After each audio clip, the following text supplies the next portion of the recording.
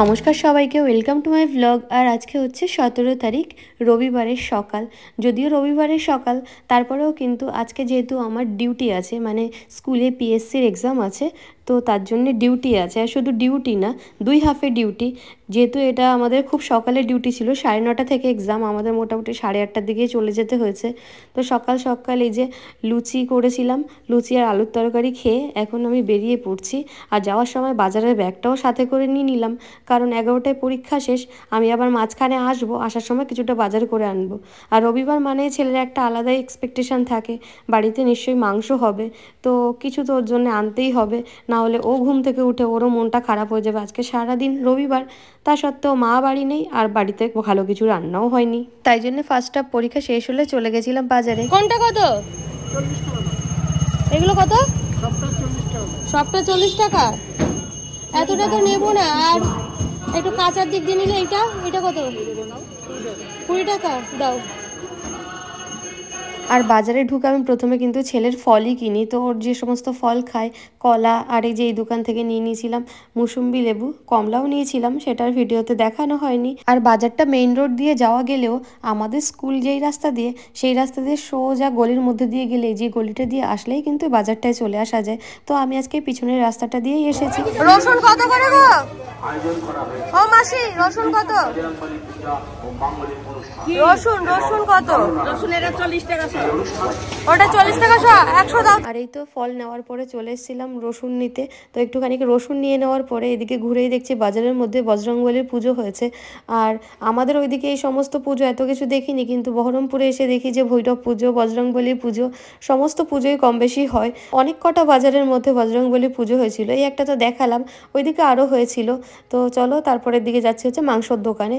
তো মাংসর দোকানে যে আমি এই দোকানটা থেকেই মাংস নিই সাধারণত, যখন বহরমপুরে এসছি তখন 2-1 দিন বাদেই এই দোকানটা এসেছিলাম, তারপরে এই দোকান থেকেই নিই, মানে এই কাকুর থেকেই মাংস নিই সবসময়। আর তারপরে চলে এসেছি বাড়িতে, আর দরজার সামনেই একজন আমাকে ওয়েলকাম করার জন্য দাঁড়িয়ে আছে। আসলে আমি বুঝতে পারছিলাম না এত ওয়েলকাম কেন করছে। কিছুক্ষণ পরেই কিন্তু আসল রহস্য উদ্ঘাটন হলো। তো চলো দেখা যাক। এই যে বাজারটা তো রেখেছি, তো অ্যাটলিস্ট মাংসটা রেখে হাতটা তো ধোবো, তার আগেও টানাটানি করছিল। আসল ব্যাপার হলো এটাকে ভেঙে দিয়েছে। কি করে ভাঙলি তুই এটাকে? কি করে ভাঙলি? এবার দেখো ওর অজুহাত কত রকম দিতে পারে, আর মুখটা দেখে তো মনে হচ্ছে সত্যিই কিছু করেনি। তো এটা কি এমনি ভেঙে গেল? কতটা বাড়ি মারলে এটা ভেঙেছে?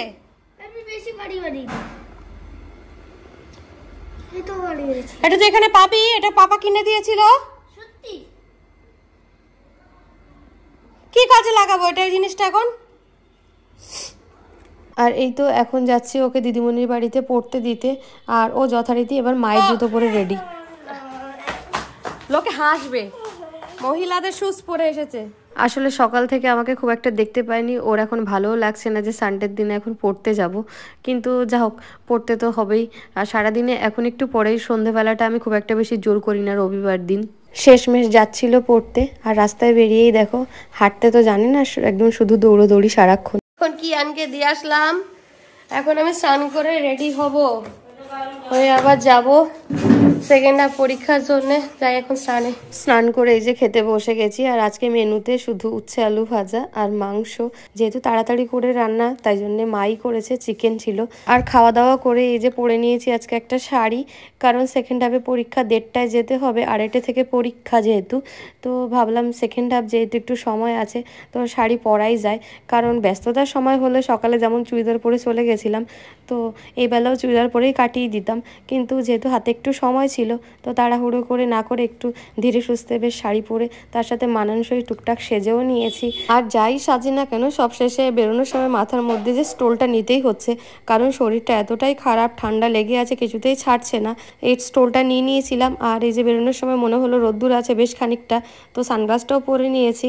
আর আজকে আমার 2:30 থেকে 4টে শিডিউল পরীক্ষা, তো বাড়ি আসতে আসতে 4টের বেশিই বাজবে। তো বাড়িতে বলে রেখেছিলাম যে কিয়ানের 4টে থেকে আবৃত্তি আছে, মাই নিয়ে যাবে। আর এখন ঘড়িতে 4:15 বেশি বেজে গেছে। আমি এই যে সবে বাড়িতে ঢুকলাম, আর সকাল থেকে এই পর্যন্ত 2 হাফ পরীক্ষা দিয়ে 4বারে স্কুল যাতায়াত করে আর সত্যিই ভালো লাগছে না। আর বাড়িতে এসে একদম ফাঁকা।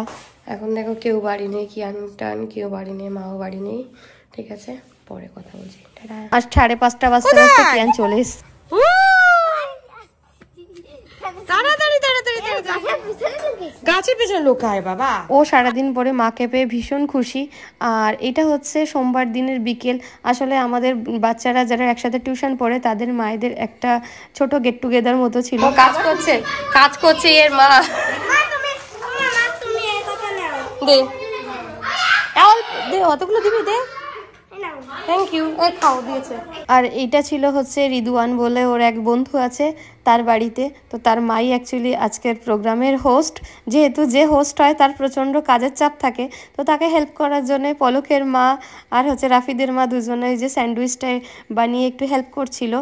আসলে ও সবটা আগে থেকে রেডি করে রেখেছিল। এই যে স্যান্ডউইচের যে স্টাফটা সেটা বা ব্রেডগুলো মোটামুটি ও সবটা দিয়ে দিয়েছিল। এটা একটু হাতে হাতে বানিয়ে নিচ্ছিল। আমি গেছিলাম রান্নাঘরে, আমার কোনো কাজ নেই। এটা বানাচ্ছে বাঁধাকপির পকোড়া।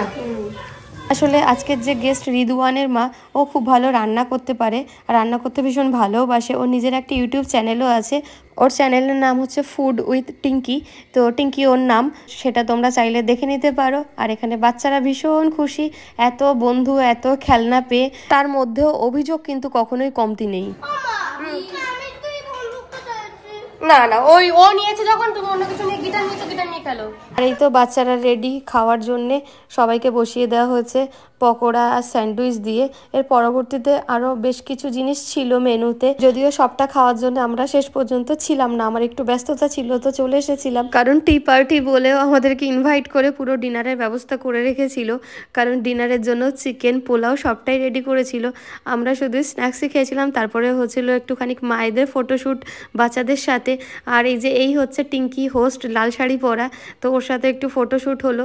বাকি মায়েরাও সবাই মিলে একটুখানি ফটোশ্যুট করে নিলাম। কারণ সব কিছুর উদ্দেশ্য হচ্ছে সবার প্রথমে ফটো তোলার। এই বেচারা না সেজে আসার জন্য একটা ছবিতেও আমাদের সাথে থাকেনি। ওকে অনেকবার রিকোয়েস্ট করলাম, কিন্তু না, ও কিছুতেই না সেজে ছবি তুলবে না। আর এদিকে বাচ্চাদেরকে বসেও একটু আমরা ছবি টবি তুলে নিয়েছিলাম। কিন্তু এরা দুজন দেখো, এত শান্তশিষ্ট বাচ্চা, এরা চুপ করে এক কোণে বসে একটু ফোন দেখছিল। আমরা একটু সেলফি তুলে নিয়েছিলাম। আর যেহেতু আমার ব্যস্ততা ছিল, তো আমি একটু কিয়ানকে মাংসই খাইয়েছিলাম শুধু, কারণ পোলাও টোলাও খেতে একটু দেরি হয়ে যেত। তারপরে যে মিষ্টি ছিল, চা ছিল, তো ওগুলোর আর ভিডিও করা হয়নি। ওগুলো আমরা খেয়ে এবার বাড়ি আসার পালা। আর বাচ্চারা এক জায়গায় গেলে যা হয়, খেলা পেলে, বন্ধু পেলে কিছুতেই বাড়ি আসতে চায় না। তো শেষমেশ গৃহকর্ত্রীকে বিদায় জানিয়ে আমি আজকের ব্লগটা শেষ করছি। দেখা হবে পরে ব্লগে।